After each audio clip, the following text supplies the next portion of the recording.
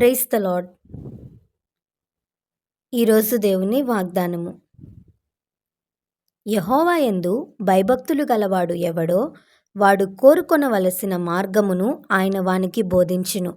కీర్తనల గ్రంథము 25వ అధ్యాయం 12వ వచనం. ఈ వాక్యం ద్వారా మనం తెలుసుకోవాల్సిన విషయం ఏంటంటే, మన జీవిత యాత్రలో మనం ప్రయాణించే మార్గాలు చాలా ఉంటాయి. కానీ అన్ని మార్గాలు మనం వెళ్ళవలసినవి కాదు. ఏ మార్గంలో వెళ్తే మనకు మంచిదో, మనం గమ్యానికి చేరతామో దేవునికి మాత్రమే తెలుసు. మనం వెళ్ళవలసిన మార్గాలు మనకు ఎలా తెలుస్తాయి? ఎవరు చెప్తారు అంటే, ప్రభువే మనకు చెప్తాడు.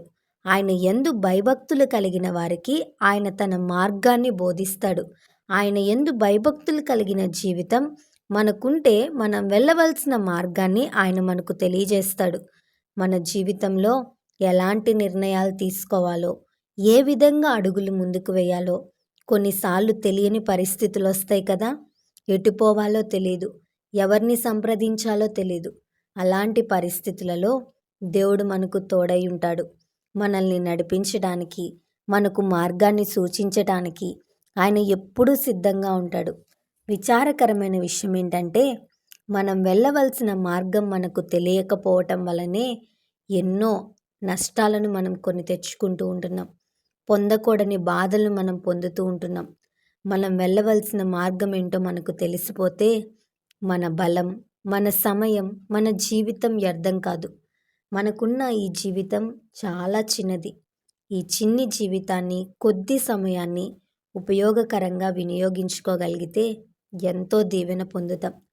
దేవుని యందు భయభక్తులు కలిగి జీవిస్తే నష్టపోయే మార్గంలో నీవు వెళ్ళవు. మేలు పొందే మార్గంలోనే దేవుడు నిన్ను నడిపిస్తాడు. కాబట్టి ఆయన యందు భయభక్తులు కలిగి ఉండటం నేర్చుకో. ఆయనే నిన్ను నడిపిస్తాడు. ఈరోజు ఈ వాక్యం వింటున్న నీవు, నాకు బోధించేవారు ఎవ్వరూ లేరు, నన్ను నడిపించేవారు ఎవ్వరూ లేరని బాధపడుతున్నావా? యోసేపుని ఎవరు నడిపించారు? యోసేపుకి ఎవరు బోధించారు? తల్లి లేదు, తండ్రి లేడు, స్నేహితులు ఎవ్వరూ లేరు. జీవితంలో కొన్ని కష్టాలు ఎదుర్కొన్నా కానీ చివరికి గమ్యానికి చేర్చాడు దేవుడు. యోసేపును దీవించాడు. ఈరోజు నిన్ను కూడా నీవు చేరవలసిన గమ్యానికి దేవుడు నిన్ను చేరుస్తాడు. ఆయన యందు భయభక్తులు కలిగి జీవించు. అటువంటి జీవితం పరిశుద్ధాత్మ దేవుడు మనందరికీ దయచేయునుగాక. ఆమెన్. ఈ వీడియో మీకు దీవెనకరంగా, ఆశీర్వాదకరంగా అనిపించినట్లయితే లైక్ చేయండి, షేర్ చేయండి, కామెంట్ చేయండి, సబ్స్క్రైబ్ చేసుకోండి. మీ ప్రార్థన అవసరతలను మాకు కామెంట్ రూపంలో తెలపండి. మీ కొరకు తప్పక ప్రార్థిస్తాం. God bless you.